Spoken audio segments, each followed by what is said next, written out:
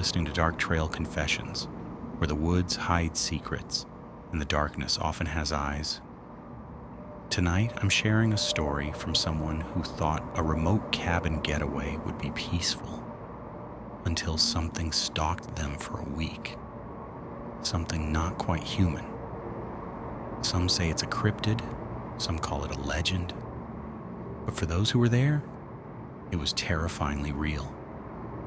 Brace yourself, because what happened in those woods will stay with you long after the story ends. The Dogman stalked our cabin for a week.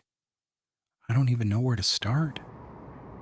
I've read so many stories like this, told by people who never believed in the unbelievable, and I thought I was one of them.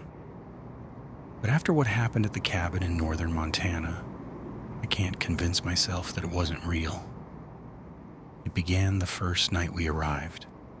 My friends and I, we got 5 of us in total, had rented an isolated cabin deep in the woods, far from the main trailhead.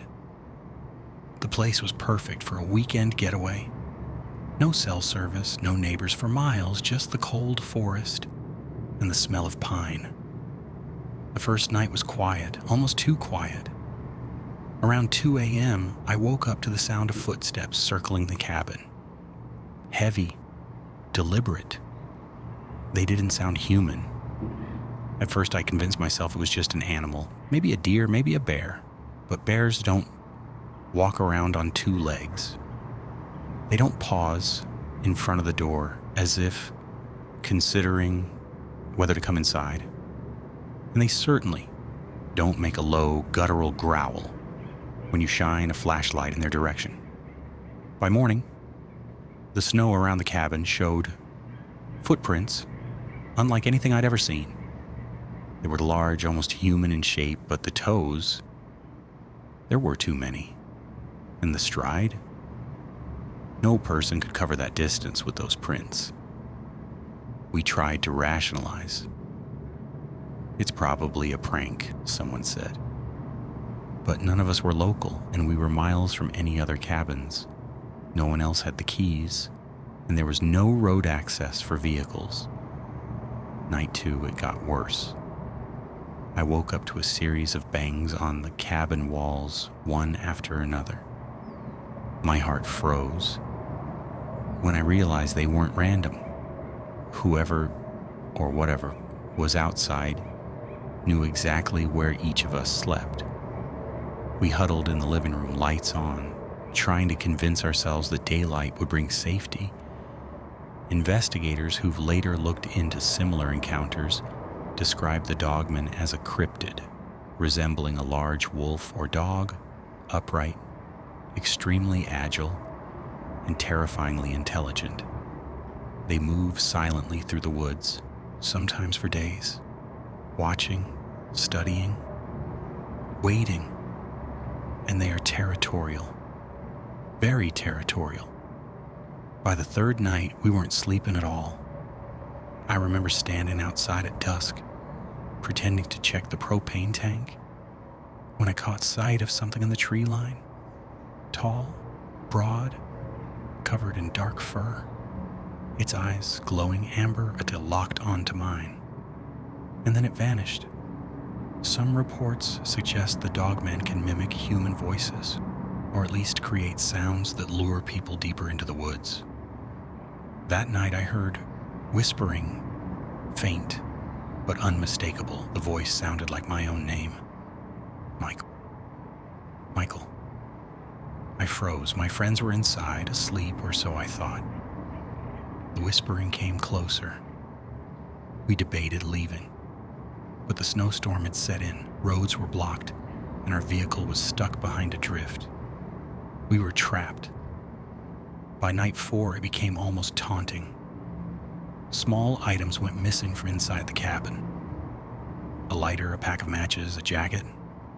Nothing else. The doors were locked. Windows shut. No footprints inside. I didn't sleep the 5th night.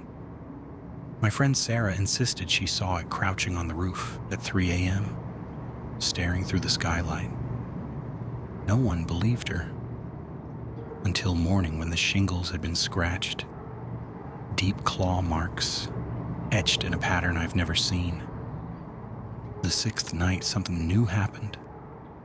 Scratching at the front door, then at the back, then the windows, and then, the most terrifying thing of all, a series of low, mournful howls. Not just one, but dozens, surrounding the cabin, echoing through the trees. I remember standing by the window, flashlight in hand, when it appeared again, tall, upright, impossibly fast. It watched us, and then it vanished into the darkness.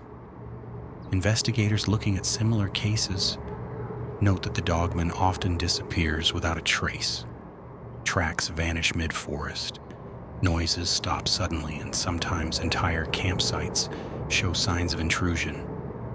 But no bodies, no clear evidence, just the memory of its presence. The seventh night I woke to a different sound. Footsteps. Inside the cabin. Not on the roof. Not outside, inside. I don't remember what happened after that. I woke up hours later in my car, far down the main road, alone. The cabin was empty. My friends were gone. No one has ever been found. The sheriff's department found the cabin untouched, except for the scratches on the roof and the strange footprints in the snow outside. They called it unexplained and advised anyone entering those woods to take extreme caution.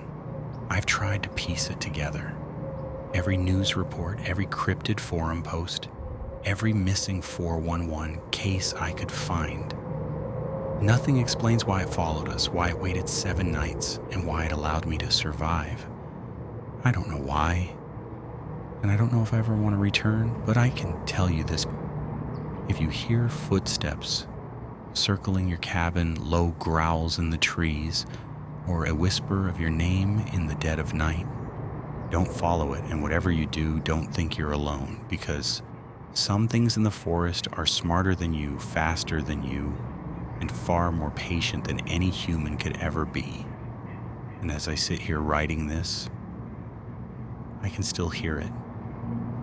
Just beyond the tree line, watching.